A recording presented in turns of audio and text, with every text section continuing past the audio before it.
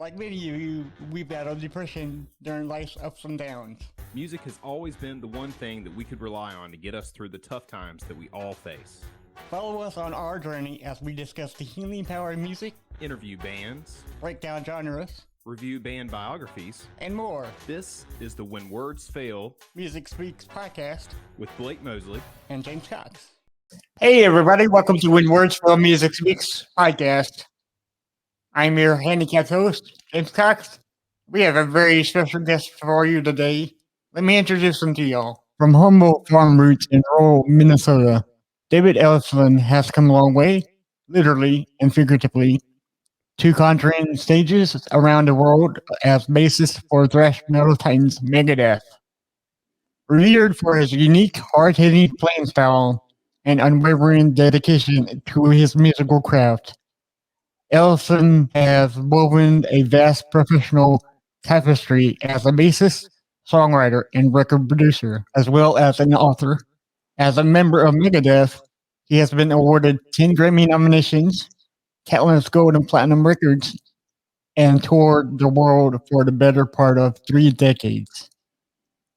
In addition to Megadeth, David has lent his playing and writing abilities to several other recording and touring projects, including Soulfly, F5, Temple of Brutality, Altitudes and Attitude with Frank Bello of Anthrax, and Metal Allegiance, the subgroup formed by Mark McGuy, with Mike Portnoy and Alex Schlarnick, who released their infamous debut in 2015 on Nuclear Blast. Ellefson, who has a bachelor's degree in business marketing and continues to lecture on a variety of music and business-related topics, has also ventured out into other fortes. As president of record label EMP Label Group, Ellefson Music Productions, and with his own coffee brand, Ellefson Coffee Company. Ladies and gentlemen, Mr. David Ellefson. Hey, Mr. David, how are you doing today, sir? What are you doing there, James? Man, you are pretty good, man. You are a busy guy. You have a coffee business. You run your own book company, and you have like 2 or 3 bands. Am I correct on Yeah, all of that. Yeah, all that. Yeah, it's kind of part of we do things these days. This is entertainment has always been a very entrepreneurial business, and of course, if we're lucky enough to have one band like I have been with Megadeth, that's been the anchor for everything, and that's why I'm known around the world for my work in Megadeth over the years. But then there comes a point where we all kind of branch into other things. We get signature guitars and strings, and in my case, I stepped out to start the coffee company, have a record label, a film company, a book company, all these different things. And this is kind of what we do. It's kind of what keeps life colorful. So. Yeah, and I'm always writing songs with people and working on other things, and especially in the last couple of years, with things just the way that they are with the pandemic. It's been nice to have some other things, to some things that are already ready to go and ready to launch them. And sometimes my biggest problem is I'm always trying to find little windows of where to put this stuff out because I get, especially if I'm on a Megadeth tour.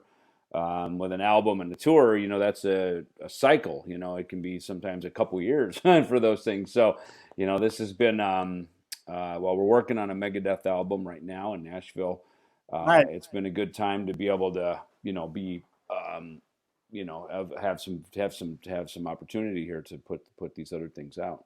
Right.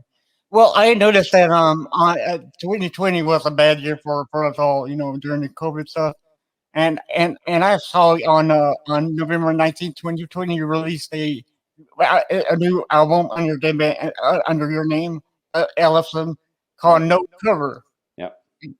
So, what made you want to release that cover album? Was it something you always wanted to do, or was it just for a moment, kind of get our minds off the COVID? It was totally a random thing.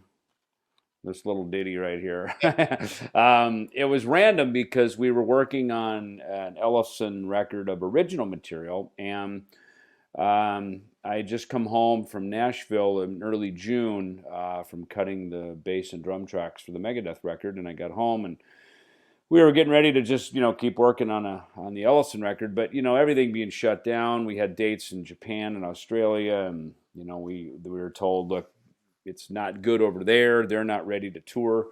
The governments aren't going to be issuing any work visas, so we wouldn't be able to do the tour. So we thought, well, look, rather than just waste a good album on not being able to tour and support it, we said, yeah, look, let's play some cover songs.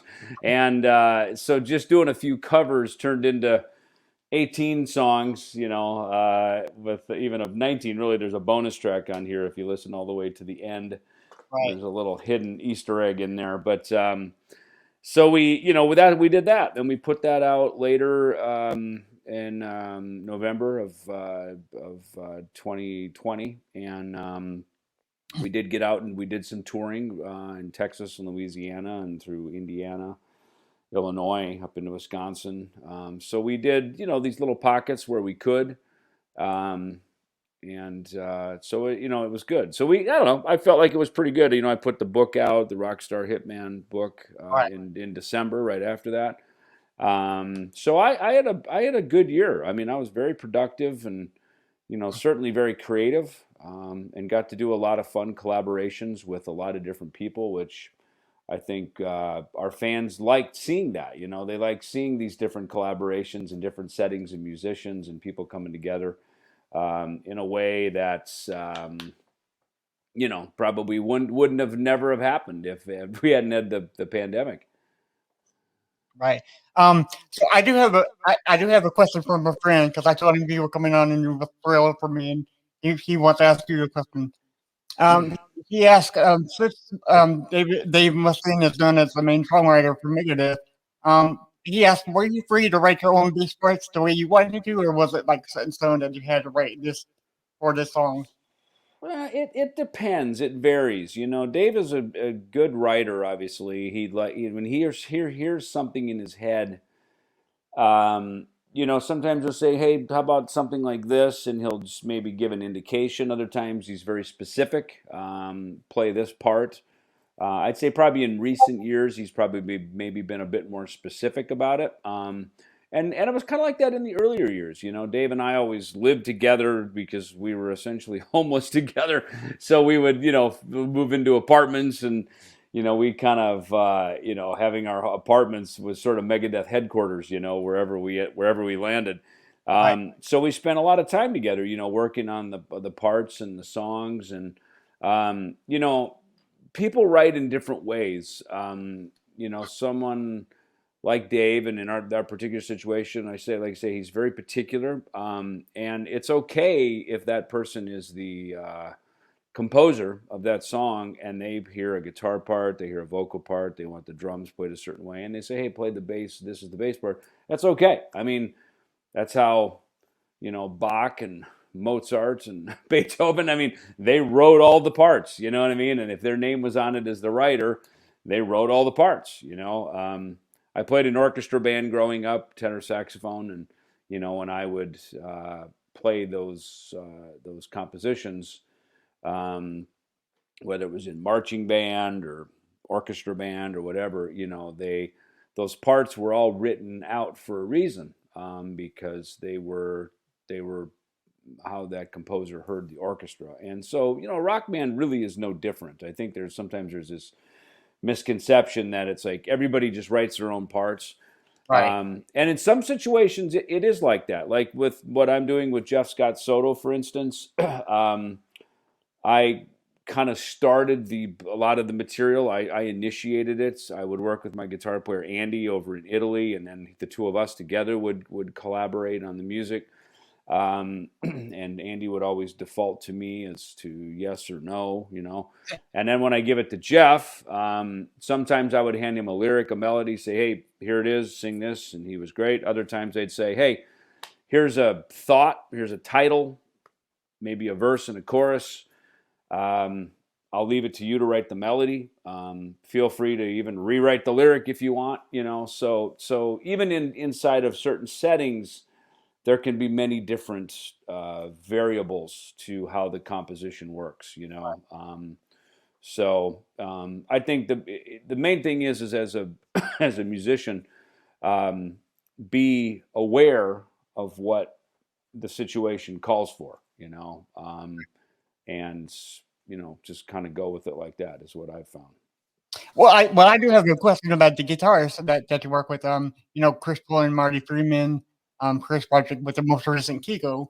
How does each one of them fit into Megadeth's atmosphere? Like, is there do they have suggestions bringing into the band? And because I noticed it's more like a democracy instead of like a dictatorship. Because I've seen many songs like with you and Dave and like Chris write one song and then on other albums other guitars write in the song.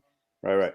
So do they have like when you come in the band, do they have suggestions for how the next album's supposed to be like laid down? And well, look, I'll give you an example. So Dystopia, for instance, essentially rebuilding the band. It was me and Dave. We got Kiko, Chris Adler from Lamb of God said, listen, if you need someone to play drums, I'm a huge fan. I'd love to do it. Chris, of course, being a very, esteemed drummer and very capable. We went, great. Awesome. We have a drummer, at least for the record. And then Dave called me one day and said, hey, I love Kiko. And I said, hey, I know Kiko. I can get a hold of him. So I brought him into the fold. And then he and Dave really hit it off as friends and as musical partnership. In fact, Dave even said to me, he said, I feel like with Kiko, I have a real partner in the guitar department, kind of like what he felt back in probably the earlier days with Marty Friedman. And so that was great. And so, so on that album, Dave did most of the composing. Kiko actually wrote a couple of things because he brought some things to the table during that period that were, as he and Dave were in the studio working on guitar parts, Kiko would, brought in some things, that were new and fresh and seemed to work well. The current record we're writing, everybody's been putting in, a ton of ideas and material. And then there comes a point where you go, okay, what, out of these, say, 20 ideas, what are sort of the 15 that are the best, which lead to the 11 that are the album? And you know what I mean? You kind of, you start wide and then you narrow things down. And I think most every album is like that to some degree. Even with me and Jeff Scott Soto, we wrote a ton of things. We kept it very wide to kind of find the center, and then you kind of start bringing things in toward the center. Where's sort of the heart and soul of it? And Megadeth's no different. Where's the heart and soul of this record? We want it to be that, and then we can kind of stretch it out over here. Kiko, of course, brings in this kind of nylon string Brazilian jazz flamenco thing, which is great. Which is awesome, yeah. Yeah, Dirk, of course, we can just let him go, and man, people want to hear Dirk just crush, because that, so, we've got some elements in Megadeth now with Dirk and Kiko that why not let them shine, let them go, let them really bring their best to the table. But again, at times, sometimes, they bring the idea, at other times Dave has the idea, and hey, Dirk, play this. And Dirk takes Dave's idea and plays it in a Dirk kind of way, and we all go, holy shit, that was awesome. I mean, Dirk, I think Dirk really shines on this record, this next record, man. He's just a great player, man. So it's fun to, as a bass player, it's fun to, there's moments on this record it felt like what I, as a fan growing up listening to Rush, when I heard Geddy Lee and Neil Peart doing stuff, I'm like, whoa, that's so awesome, because it was so locked. It's like they were one mind, you know what I mean, playing these licks together, and I feel like Dirk and I hit pay dirt on that. We really hit those moments, and it's fun as a player to just go, whoa, Wow, whatever that, we're on to something. Yeah, it's cool. Yeah. Yeah. So Chris Edler was he supposed to be like a one album guy, or was he like going to be commended for the long run? Well, Chris, was a member of Lamb of God at that time. Right. So, I always encouraged him. I said, well, listen, wherever your heart is, obviously do that. But, it was kind of a challenging decision, I think, for Chris, because he loves Megadeth, and it was fun to perform with us, because we kept him with us to perform for a couple of months as the tour started out. But there just came a point where they had a Lamb of God record that was they were very busy with that. Sometimes we did some festivals in the summer of 2016 after the album came out, where Chris would literally play with Lamb of God, run into the dressing room, change into his Megadeth shirt, and run right out on stage and play another hour and a half with Megadeth. And I was like, Right. good Lord, man.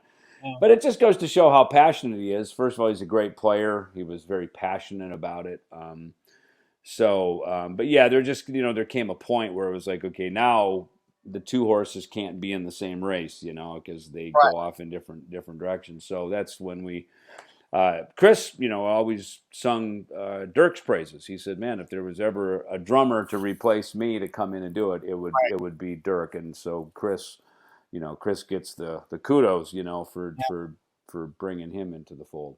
Nice, because I've always wondered how to work where Chris knew was of a guy, and okay, he will do right. Yeah, I mean, I'm not gonna lie. I don't think Chris wanted to let go of the position, Right. because and Chris was great. I mean, Chris is a great hang. He's a cool guy. He's a great friend. We had a lot of fun together. It's fun being in a band with the guy. But there just comes this point where it's like, like you have to at some point,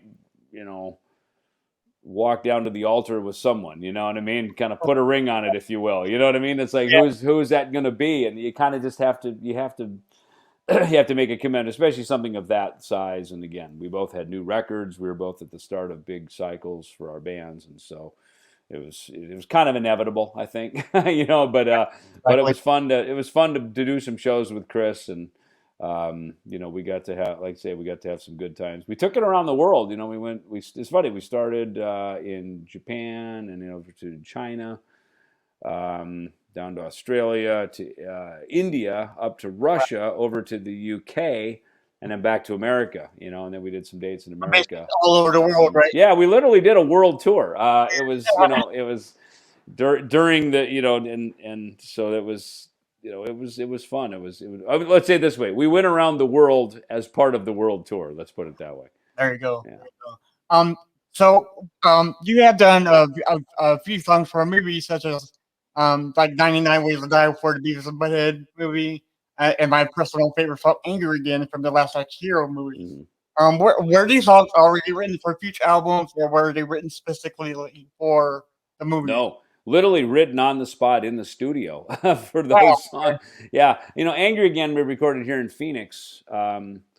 We were on the Countdown to Extinction cycle, and we recorded at a old dilapidated studio, which I think we were the last session in, and then they tore the place down. Now it's a fire department.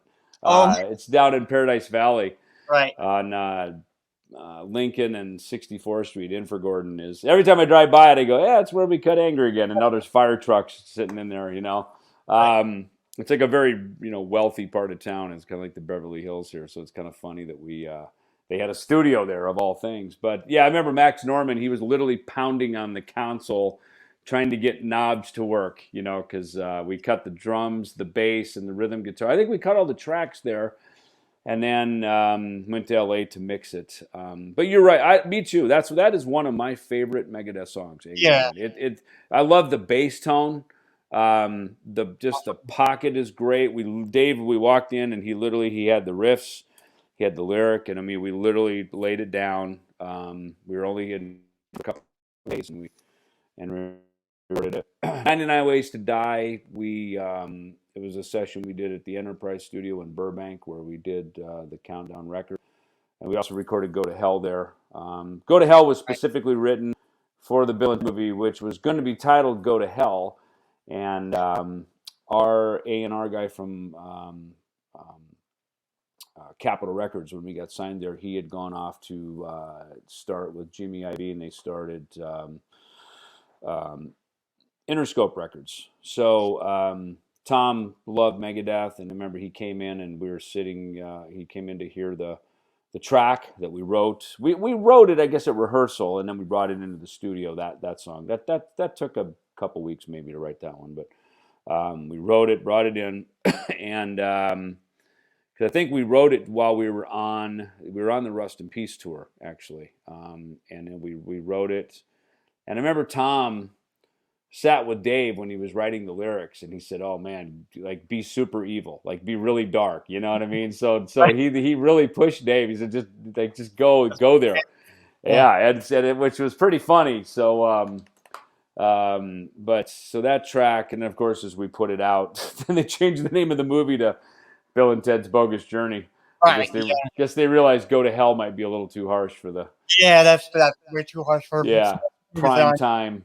Right. But yeah, so we technically had the title track of that, but that's fun. And then Night to Die was that was in 1993, so that was a couple years later. We got we had gotten contacted to do the Beavis and Butthead, soundtrack for that, and at the same time we did Paranoid that we did for the Nativity in Black album. Black Sabbath got extremely popular after that. They were a little fragmented. I don't think Ozzy had come back to the band yet, and so Sabbath, our friend Bob Chiappardi, who has had a company, a marketing company called Concrete Marketing, who worked a lot of metal records. And so he contacted us and said, "Hey, I'd love for Megadeth. I'm having like 10 bands, whatever, record the Sabbath tune of their choice." So he wanted us to be on it. So while we were in the studio cutting 99 Ways to Die, we cut Paranoid, and it was kind of a last minute, like, all right, we got to do this song. All right, which one are we going to do? And then I suggested right away. I said, why don't we do Paranoid? Because I'd played it in bands growing up in Minnesota as a teenager, and of course we tried every song except Paranoid. And after like a couple hours of that, Dave finally plays the riff to Paranoid, and it was like, there it was right there, and so we went for it. And there's a lot of great Sabbath songs, so and Marty was a huge Sabbath fan, so we tried, probably, it's a big thing, obviously. Sabbath, you got to find the cover that works for us, and so I'm glad it was Paranoid because it's got good energy and it's simple, and it really did fuck the ending up. Nick fucked the ending up. He played through it, and it's we kept it. It was a mistake. He played through it, and we just went, that's it, we're done, session's over, we're keeping it, mistakes at all, so it was kind of a fun moment. We do have two more questions before we let you go. Yeah.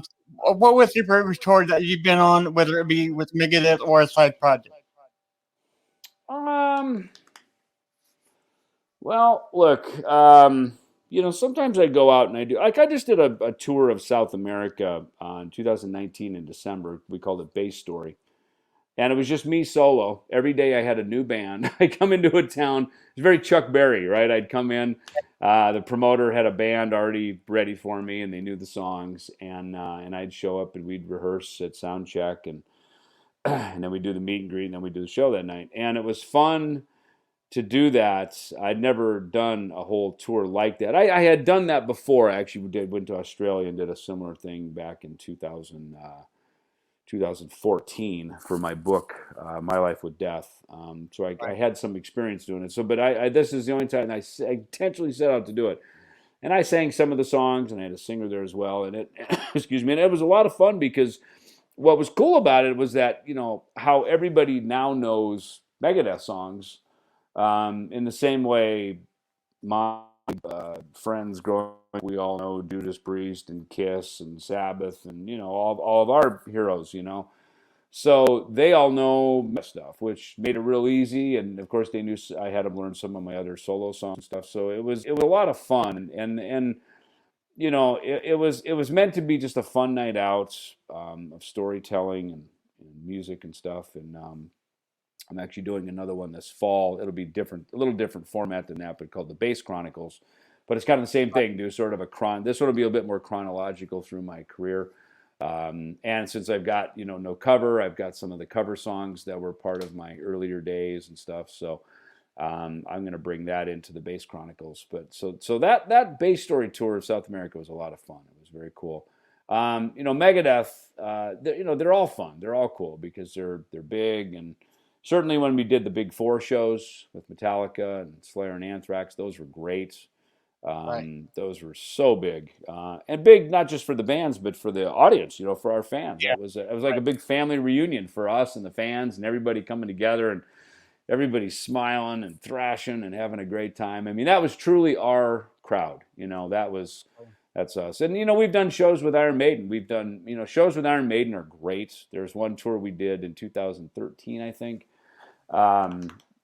Maiden did 7 shows for their North American tour, so we did all of them, starting on the east, and we worked our way across the country and finished up in San Bernardino. That was super great. The Maiden Megadeth audience they're kind of one, you know what I mean? Right. So it's a full night out of fucking great metal, and the Maiden guys are great, and I'm a fan, so I go out and watch them in the Maiden show, and so those are a couple that just come to mind that are super fun. Nice. Our last question for you today is our podcast is called "When Words Fail, Music Speaks," and I think that's not further from truth, right? So, is there a song that for you that you can listen to, but you can't tell us how you feel about it? I can't. The one that I can't tell you how I feel about it. Yeah. Well. Like it's so personal to you, you just can't express. It's funny. I have a couple that I just wrote for the Ellefson Soto record that are like that, and so I can't tell you about those because they're not out yet. But it's funny you mentioned that as an idea because I literally just went through that process. Funny, there's one I don't know where it's going to land. I wrote it on piano. I kind of wrote it about my family growing up. My kids are older now, and I wrote it literally in the next room over when I was. And I can sing it once in the day, and it drained me emotionally so bad. I literally have to lay down and like take a nap. It like wipes me out, Right. Which to me is. I mean, I really hit the vein. You know what I mean? I hit the heart center of the emotion of it. Now, I don't know if anybody else would feel that way when they hear it. And I gotta record it yet. I've got to record it. I just need to finish it. I don't even know where I'm going to put it out. I mean, sometimes I have songs like this where, I'm not going to put that kind of a song on a Megadeth record. And I write all the time. And sometimes you come up with something, you're like, well, I have no idea where I'm going to put this song. But it is a good song, and I'll save it for something. You know what I mean? So, there's other songs that as a fan, that I think that I could listen to. There's one song. It's funny on this no cover record that we did by Sweet, and Todd Kearns from Slash's band sang it, called Sweet F.A.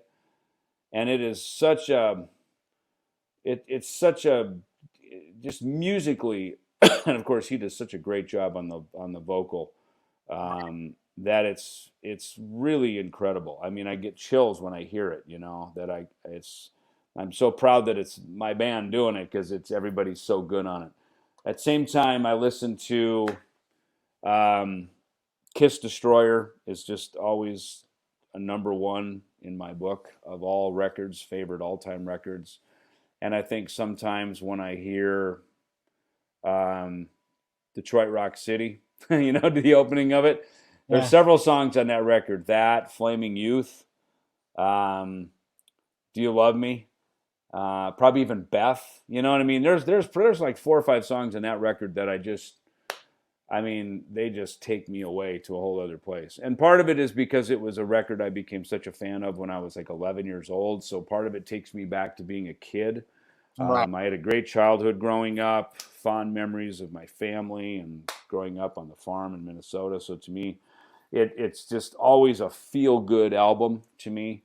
And, Kiss presented to us, of girls of my age group, a fantasy, of characters and rock stardom and just something so much bigger than real life. You know what I mean? So when I listen to that album, it takes me there.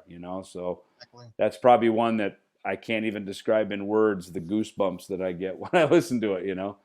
Right, yes, sir. So for our listeners, you can find David Ellefson on his own website, davidellefson.com, Yep, or exactly. YouTube, Twitter, Yep. and you can even book them on Cameo now. Cameo. Yep. Great, yeah. Yeah, just Google me. I'm there. He's everywhere. So Yeah. yeah, so we Yep. thank you so much for David for coming on our show, and we hope to have you back sometime soon. Maybe You're we'll welcome, James. chat a little bit longer. So thank you so Cool. much again. Thank you, my friend. See ya.